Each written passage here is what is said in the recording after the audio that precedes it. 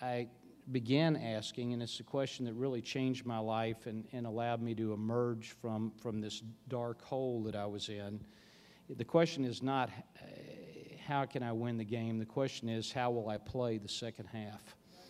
And the instant I changed the question, then suddenly my life started working. I rebuilt my net worth. It doesn't take long once you know how to do it. It took me 2.5 years, and I had more money coming at that point than I did going into bankruptcy. And I've learned that this thing we call failure is not falling down, but it's rather not getting back up. And that was one of the key things that kept coming to me, is that I'm not what I do. And you're not what you do. We are who we are, and the doingness has nothing to do with it. So that's my disaster. Very good. Thank you. That was excellent. Well, I think mine's going to pale in comparison to Keith's. You know what? Your self-worth can't be tied to your panel worth. We need to teach Fair Brent enough. that. Okay? Fair enough. Who you are is not this panel, Brent. You got to get that. Thank goodness You're for much that. more than that. A recent obstacle, it was a very large obstacle, it was about a year and a bit ago. After being at a firm for 19 years, I decided to move firms. Now, when you're moving firms, you've got to take all your clients with you, and you've got to kind of do it covertly. And so I'm in the process of moving somewhere in the neighborhood of 400 or 500 clients over to the new firm. And about, I would say maybe 80 to 90 of them were somewhat new clients that had been with me for a year, maybe people that had come through these doors. And literally, I think 20 days before the actual move, before I could spring it on people and let them know that they would have to follow me to another firm, one of the companies that we'd invested in, and we invest in micro-cap stocks, there is risk, went bankrupt. And, you know, that wasn't so difficult to explain to the sort of 300 or 400 people that had been with me for a long time. But it was very difficult to explain to these 50 people that were affected, that were new clients, and to garner their trust and come with me despite, you know, taking a real personal hit to their portfolios, and that I would do everything I could in my power to get them where they wanted to be. And so, to a man, they all came, and that was pretty amazing. And, you know, to a man, I know every one of those people and every one of those names, and I mark them off as I get them to where they wanted to be. And there's still a few left, and I know who they are, and they'll get there. But that was very difficult, and I just really was honored in the trust that they'd shown me. Excellent, great. That's it. Thank you. We'll do the applause after the whole thing. In Rick's presentation earlier this afternoon, he talked about don't mistake a bull market for brilliance. I made that mistake. At what was the top of the first cycle that I was really a significant investor in, I decided that I would buy a home with a significant amount of leverage, and that the tax that I was going to owe for selling the stock to buy the home, that I would put off making allocation for that tax till sometime later in the tax year, closer to when the bill was due. Again, because I was brilliant, you understand, and I've got it all planned and everything's going to work out. Well, it didn't. In the course of about 8 months, my portfolio was worth 1/10 of what it had been. I never made provision for the tax that was owing, and ended up having to sell my home, which was a big thing for me at the time. And it was more of an emotional and more of a of a profile thing than anything else. But I had two options. The home was in my wife's name. I had the option of telling Revenue Canada, listen, come on down, have my portfolio, do what you can. You're only going to get a small percentage of it, but I don't own the home. Or to exhibit what I was raised to do and what I wanted to show to my boys, and I wanted to show them some integrity. And the decision was sell the house, pay the tax bill, and get on with it. And it was a difficult decision.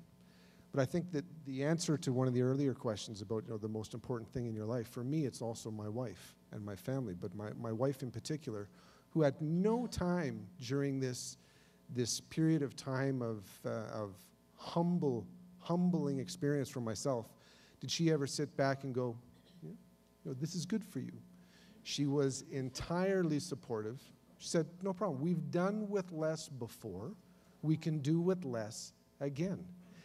And having people in your life that support you in the good times, but more importantly in the bad times, is critical. And I think taking a level of integrity and making what was a difficult decision at the time, my boys were old enough to recognize, to take responsibility for your mistakes, and don't look for a way, a cheap way out. Excellent, thank you. We'll do all the clapping after. We'll do it 6 times as big clapping, okay? Just relax, take it easy. All right, go ahead. I know it. Well, I guess this one's an easy one.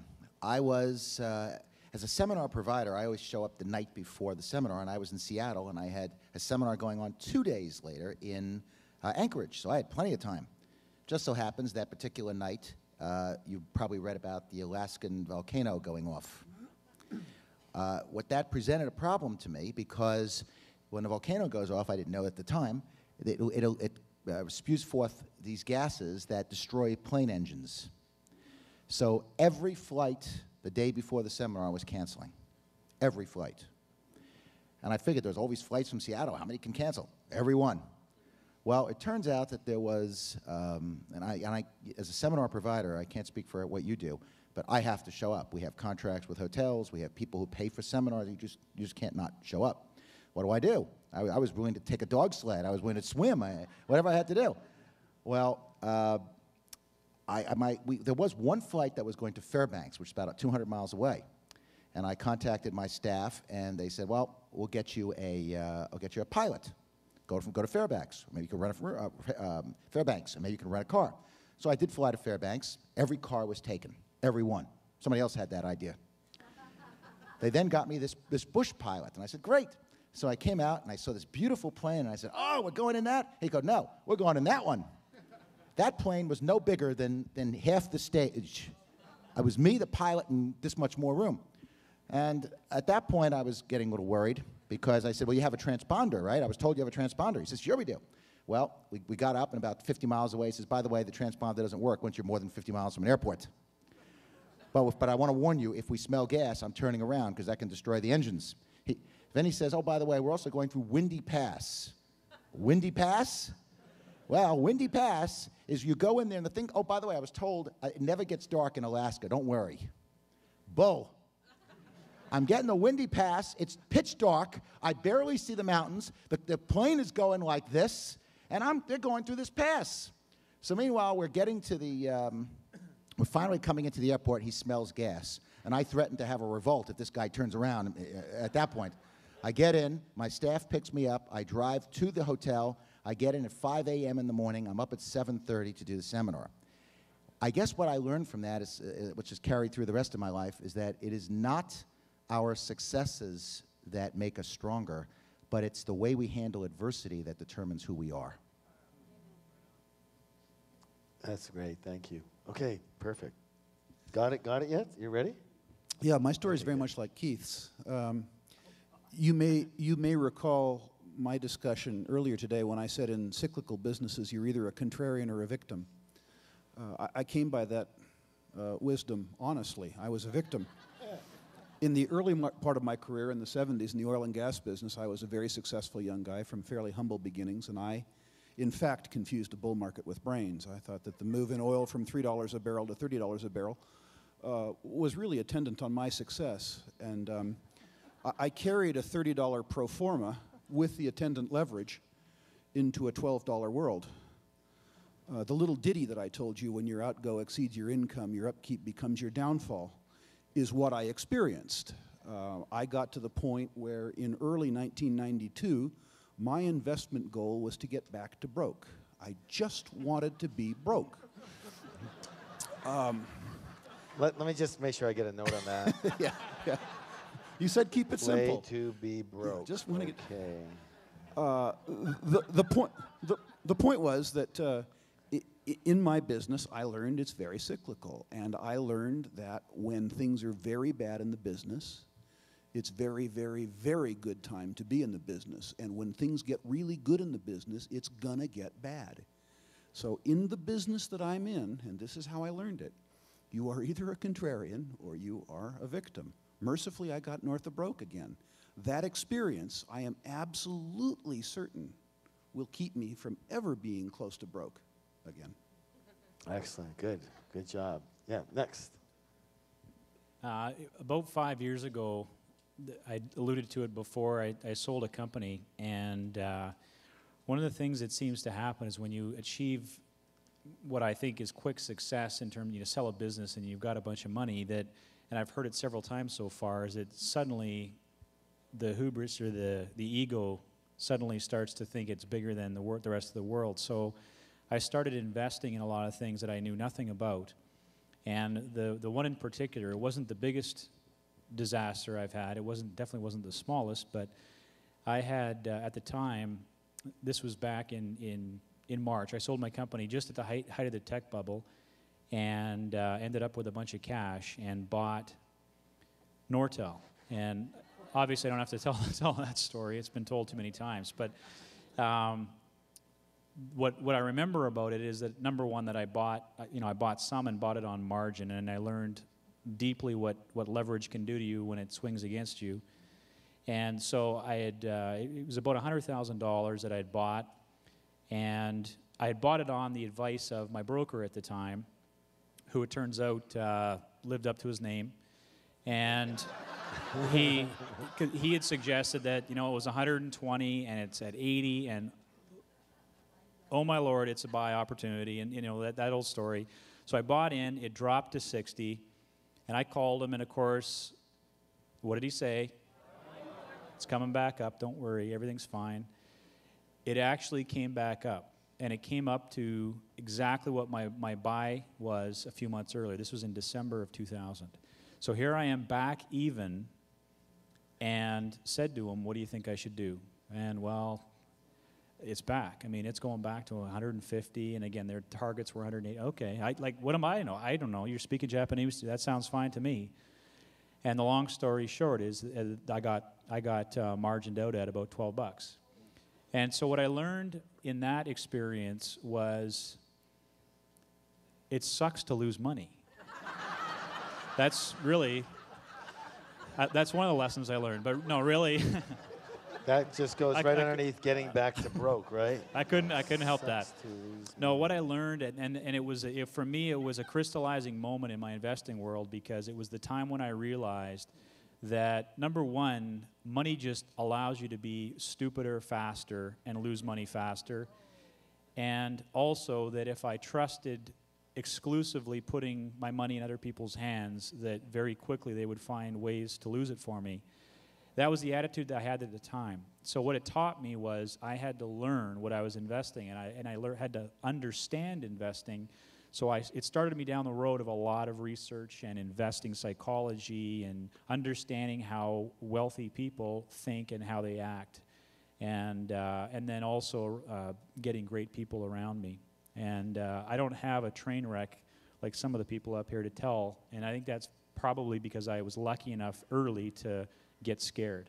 And one thing I do want to do is give some of that credit, or a lot of that credit, to the gentleman beside me, Keith Cunningham, because Keith is a very good friend of mine, and he's also He's a mentor to me.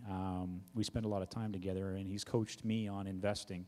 And so I wanted to thank you for that. All right, hey, let's give them all a big round of applause. Come on.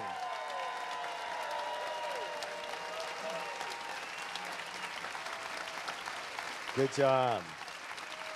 All right. Okay, well, we're not done yet. Very good, thank you. So the next question I have for you guys is this. If you had to do your life all over again financially, what would you do differently? And keep it to about a minute or so. So if you had to do your life again all over financially, what would you do differently? You can take all the time you want to think about this. Okay, let's go. All right, and so we're starting with Brent. You know, it's a really hard one, because the reality is I've learned so much from my mistakes that they always sort of careened me into the right direction, and that was how I made my money. You know, I'm not a genius, so I